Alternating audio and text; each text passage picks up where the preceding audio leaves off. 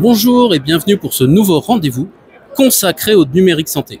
Je suis Rémi Teston, consultant digital expert e-santé et j'aurai le plaisir de vous retrouver régulièrement pour vous plonger en immersion dans l'impact technologique qui bouleverse aujourd'hui le monde de la santé. Alors je suis aujourd'hui en direct du Consumer Electronics Show, donc le CES, qui a lieu du 7 au 10 janvier à Las Vegas et qui permet de se projeter dans les innovations qui vont impacter le monde de la santé dans les prochaines années, que ce soit dans la prise en charge des patients, dans la pratique au quotidien, la pratique médicale, la pratique clinique et bien sûr dans l'organisation des soins. On voit de grandes tendances se dégager au cours de ce salon, notamment autour du handicap, où il y a beaucoup de solutions qui sont présentées aujourd'hui, que ce soit sur des handicaps visuels, auditifs ou physiques, avec des solutions qui embarquent de l'intelligence artificielle, des objets connectés et qui vont vraiment faciliter le quotidien des personnes atteintes de ces handicaps. Nous avons également une omniprésence, c'est vrai, de l'intelligence artificielle dans toutes les solutions présentées, que ce soit au niveau de la prise en charge du patient, de son suivi au quotidien, de pouvoir lui-même suivre ses données et avoir un impact en termes de prévention sur son quotidien.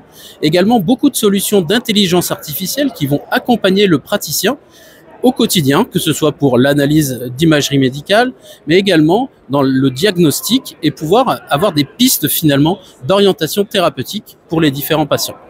Évidemment, l'intelligence artificielle est également présente dans beaucoup d'autres domaines. On le voit dans la robotique, au niveau de la chirurgie, où des solutions sont présentées aujourd'hui à Las Vegas pour accompagner les professionnels de santé sur ces sujets.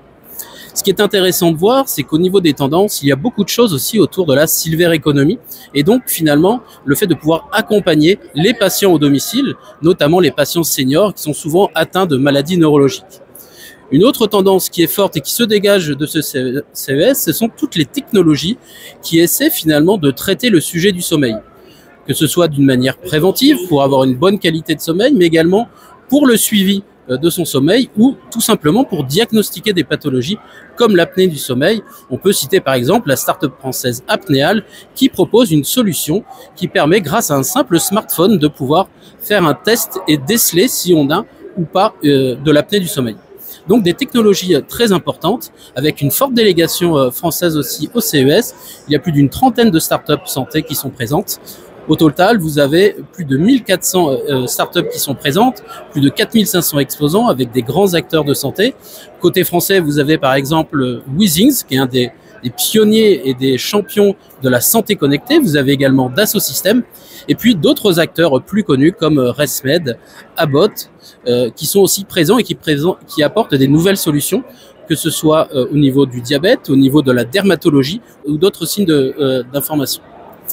Voilà, donc je vous donne rendez-vous pour une prochaine chronique autour du numérique santé. À bientôt.